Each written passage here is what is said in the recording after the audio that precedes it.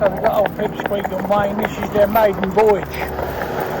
Their first time out working as a pair. They've done a lot of groundwork, but they were, you know, they're ready when they're ready. When people say how long is it going to take, you can't. All I can say is we normally get them done within the period we specify, but it don't work like that. They're animals, you know, they're not going to comply just because we want them to be like this. So these two, for instance, we've had to do a lot of groundwork, more to get Waine here, John Waine we call him, but he's get Waine here up to strength, you know. So it's quite surprising and quite interesting to me what we put. Give him a little bit, the right amount of feed. It's not really how much you give him, it's what you give him and how you feed it. So what I mean is by that, so what you give them, there's no point in just giving them pony mix or something like that. We want to know exactly what's in that pony mix and what they need more of. So he needed a bit of protein in it. He needed a bit of minerals in it, just to look a bit happier with life, you know. And it's just finding the right balance. But the most important thing, I suppose, really, is to feed them. I feed them last thing before I go to bed. I'll go out and give them their short feed. It's only literally a tiny bit, maybe, I don't know, 3 inches in a bucket, if that. And they have obviously ad-lib haylage. Now our haylage, the stuff we buy, we only buy the best that you can buy. Funny enough, it comes from the same places where they make the TV programme. I don't know what it's called now, but it's Downton Abbey, yeah. It's the same place there. Highclere Castle is what it is. So we have it from there, and it's always been excellent. I mean, seriously excellent. The best. Over, I don't know, a good few years now, we've used that. We've never had a bad bell. We had one that was, but you know, absolutely, but it's running about 14% protein. They check the protein levels for you, and they know that batch. Now, obviously, in that batch, you can get some that's you can get some that's, you know, not as good as others in the same field. It's just what the soil's like in that particular field. Great big fields they got, obviously. Or whether it's up against, you know, trees near a windbreak or whatever, it can slightly change. But a 14% is good protein. But they might want, or little Waine wanted a little bit more than that. Now you can, you know, sort of almost like measure it out and get it right for them. So as you can see, they're going nice and straight. If you look at all 4 traces, they're working together. Obviously, they've only got their soft rubber bits in because that's all we use. I've got to work on their head carriage a bit, but it wasn't something I could do while I was doing groundwork. Now you say to me, well, why is that? You know, well, one, they're tiny little animals, and I don't want to leave them in a stable where they're wearing anything at all, any harness. It's dangerous. They get themselves hooked up, it's no good, and they can hurt their little mouths, obviously. So I want to be there,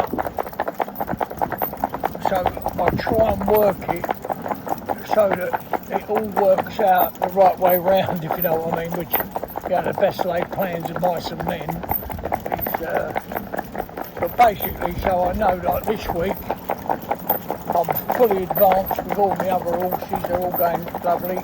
They're all where I want them to be, or quite a bit in front of where I want them to be. So what I mean by that is they're already up to a level that they can take on more. Also, with these 2 dear little children, we've got to look at the fact that they are different, and they are vastly different. So you've got this one here, the Great Ghost, Pipsqueak. Couldn't think of her name then, Pipsqueak, but I'll call her the Grey Ghost. And she's like, come on, let's get out of here, we're doing that. No, we've got the car, so I can't like that, if that she is. Well, she'd drive you around the bend, you know what I mean? You know, she'd be the sort of one to climb up the fence and look over, see what's in there, you know what I mean, next door. And Wayne's more, I think we'll do this today, Waine, we're going to do that, and you go, yeah, you know, it reminds me a bit of that, well, there reminds me quite a bit of that, I don't even know if people will know it, there used to be a programme for children called The Magic Roundabout, and had a rabbit on it called Dylan, and he was laid back, well, it's just how he is. He don't really care what's happening, you know, as long as you treat him right, you know, you just got to treat him, come over baby boy, actually like with his motor car here, he'll come right over to it if I want to. So we've done quite a bit with the traffic, and obviously when you blinker them up, the traffic's entirely different. So for a maiden voyage, they're going along lovely. Now I can talk to you about this and this, but they're going lovely. So, you know, you learn over the years, if your mind's open, you learn so much, you know, so that you can sort of get a look at all, so you go, yeah, like these two together, I wouldn't go out to pick together. So now what you've got to do is mould them to work together, which is, yeah, and I suppose mould them's the right word. You've got to mould them so you've got twins. How you're doing a statue, you're going to make it exactly the same as the next one, or as near as you can, so that they work well together. So if you look at them reins there like that, and they just clip-clop away, they don't change, you know. Come on, let me go. I just call them up and they'll come up. You don't need no whips or bloody mouthing bits on them and all this. Oh, annoys me really, it does annoy me because things have been done for centuries like it. It don't make it right. You know, it definitely don't make it right. Oh baby, thank you my little darling. Are we going to go through this shit? Let this first come through.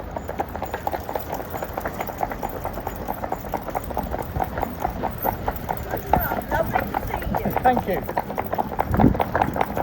I don't mean it's lovely to see me, they mean it's lovely to see the ponies. So there you go, maiden voyage, they're going really well. Now, the other thing is to know how far they can go. So he needed a little bit of top on him. Well, unless you saw him to start with, you wouldn't know, but he's just started developing it, carrying a bit of weight above his spine, you know, on his spine.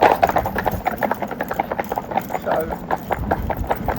oh, the other thing is they're wearing their boots, you know, which I'm all for. I'll drive everything barefoot, good, obviously, but, you know, in the time we've got them, we don't have enough time to let their feet hard, you know, but with these ones, they're going to just be trimmed and wear their boots. I think that's what they're going to do. I mean, sure, if you want to, but